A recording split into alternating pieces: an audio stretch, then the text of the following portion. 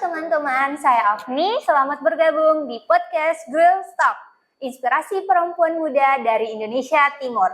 Nah, di sini kita membahas berbagai hal menarik dari perempuan-perempuan hebat yang menginspirasi dari Indonesia Timur. Di sini topik kita episode pertama yaitu langkah awal memulai bisnis dari ide ke realitas bersama kakak cantik yang sudah menemani saya, Kak Adel.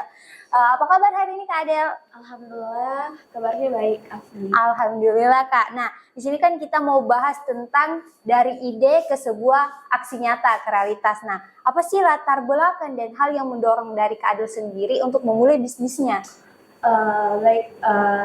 Latar belakang yang mendorong saya perempuan untuk turun langsung dalam bidang bisnis itu yang pertama, saya merasa semua baik laki-laki ataupun perempuan itu harus memiliki konsistensi yaitu dalam bekerja keras, di mana kita harus memiliki prinsip bahwa kita harus memiliki financial independent. Nah, di mana financial independent ini bisa menjadi investasi untuk diri kita sendiri di masa tua yang akan datang. Nah, dengan adanya financial independent ini, kita tidak perlu lagi menjadi perempuan yang hanya bekerja pada sumur, dapur, dan kasur saja. Tapi karena kita memiliki financial independent, kita bisa mengatur diri kita sendiri, memahami bahwa mau kita itu seperti apa, dan melatih keahlian dan kreativitas yang kita miliki.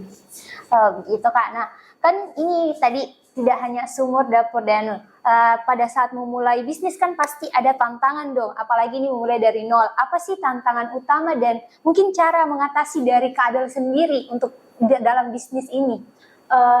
Kalau tantangan yang sampai saat ini saya hadapi dalam membangun bisnis, yang pertama itu sudah pasti modal, karena saya juga merupakan anak yang baru selesai kuliah, yang belum bisa merintis sendiri. Yang menjadi masalah pertama itu modal, di mana awalnya itu kan saya adalah pengrajin lokal Makassar, yang dimana saya hanya membuat crafting saja sebelum membuka offline store.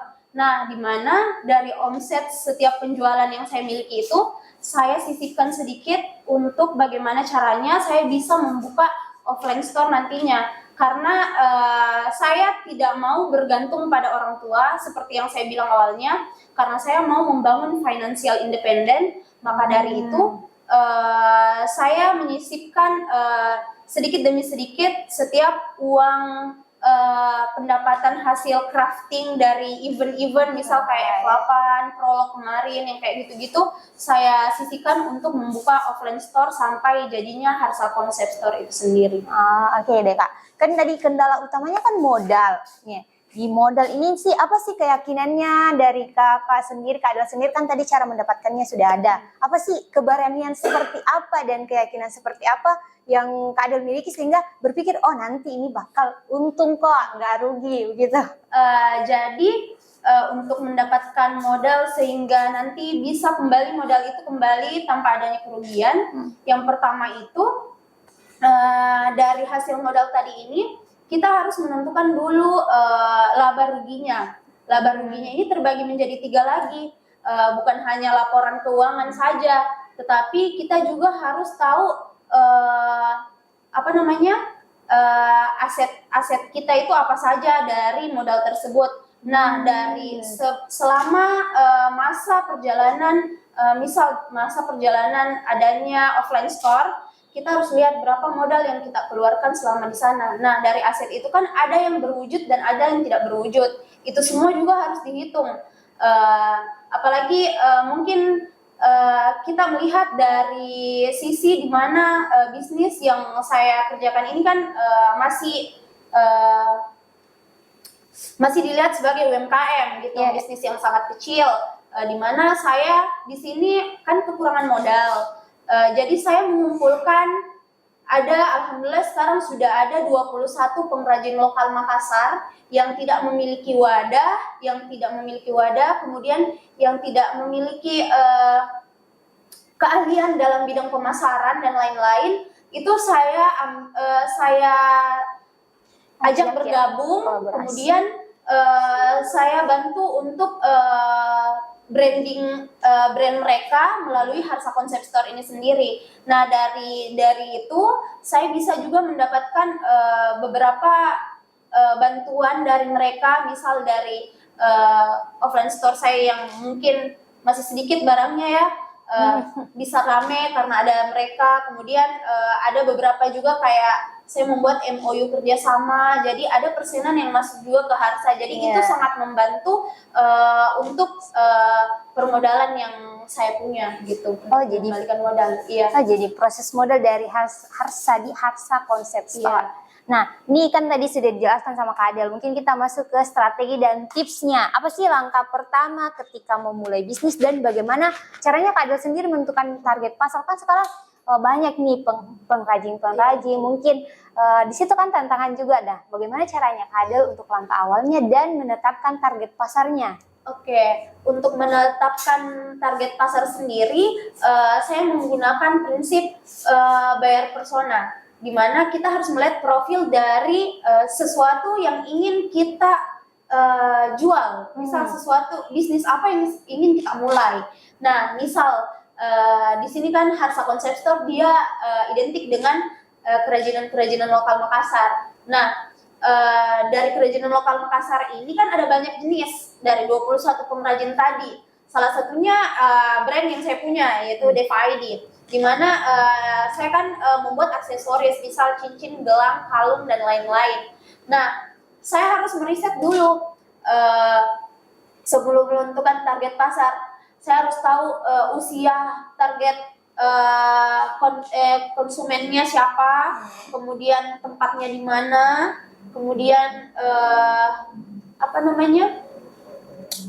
siapa saja laki-laki atau perempuan. Nah, di sini kan untuk Harsa Concept Store sendiri ini pasarnya itu kan laki-laki dan perempuan, baik itu di kalangan muda ataupun anak-anak, dewasa, jadi semua umur. Jadi saya bisa menentukan itu, kemudian saya menentukan target pasarnya. Ini mau dijual online, offline, atau apa. Nah, kebetulan kami itu menggunakan 2 target pasar, yaitu digital dan non-digital, di mana kami menjual online, kami juga menjual offline store. Oke, Kak. Nah, ini tadi kemudian ada nggak sih saran untuk perempuan-perempuan yang lain mungkin yang mau memulai bisnisnya, terutama kan dalam hal keraguannya dan mendapatkan dukungan dari orang-orang? Ada nggak sih tipsnya dari Kakak? Baik, apalagi kan kalau kayak di usia muda seperti kita ini, pasti misal orang tua itu menuntut kita untuk bekerja di kantor. Kayak kita ini, kamu ini belum memiliki pengalaman untuk terjun di dunia bisnis dengan secepat ini. Bagaimana kalau cari pengalaman saja kerja di kantor? Karena saya secara pribadi juga seperti itu awalnya, dari orang tuaku masih kurang dukungan awalnya, sampai akhirnya saya mengasah diri untuk meyakinkan bahwa saya itu juga layak dan saya bisa mengembangkan dan mendirikan bisnis saya sendiri tanpa bantuan atau secara mandiri. Nah, yang harus dilakukan itu, yang pertama kita fokus pada satu titik, apa yang ingin kita lakukan. Kalau kita mau bisnis crafting, ya crafting saja, jangan dulu lihat hal-hal yang lain. Kemudian yang kedua, konsistensi. Kita harus punya konsistensi, di mana dalam membangun suatu bisnis itu pasti ada pasang surutnya, dan itu hal yang wajar. Jangan sampai karena misal omset pendapatan bulan ini berkurang dari bulan kemarin, itu membuat kita kayak lebih pesimis lagi untuk maju ke depan.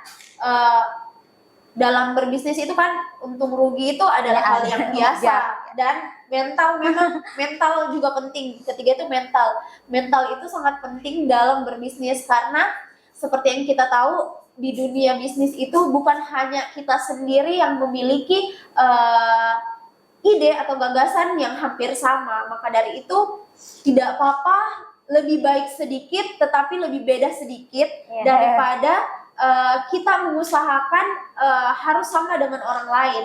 Nah, dari hal tersebut saya yakin bahwa perempuan yang ada di mana saja itu bisa dan layak, karena kapan kita tidak memulai, kita akan selalu menganut atau memikirkan bahwa kita ini adalah makhluk yang inferior.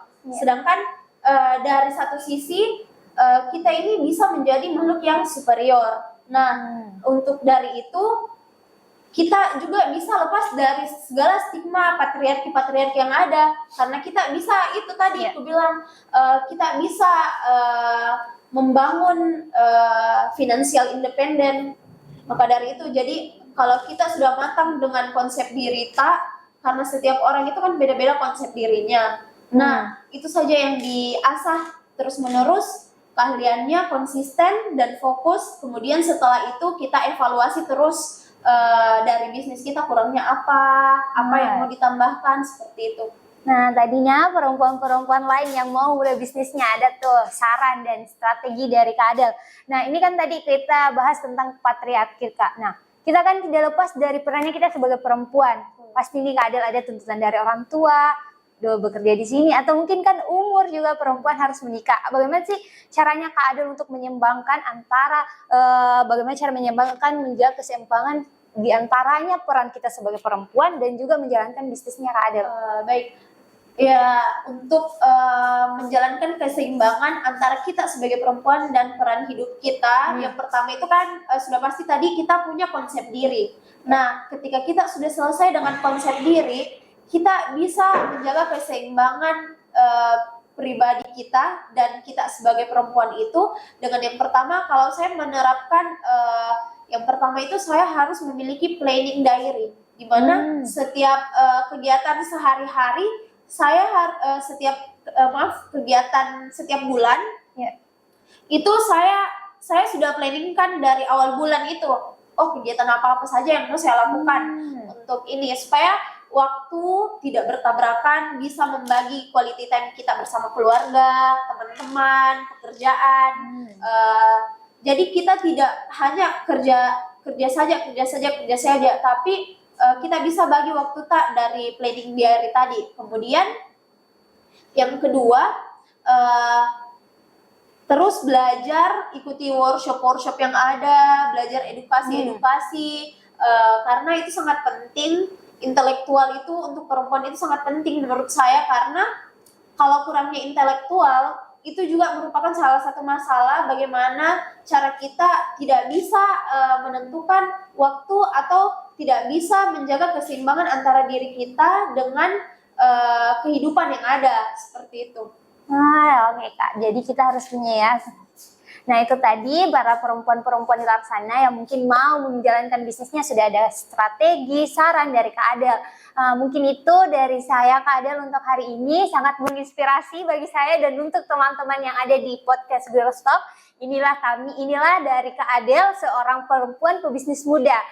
Nah, itulah tadi kisah inspirasi, saran dan strategi dari Kak Adel yang mengisi podcast kita hari ini. Tetap nantikan podcast kami selanjutnya untuk berbagi kisah inspirasi perempuan muda dari Indonesia Timur. Jangan lupa like, comment, and subscribe.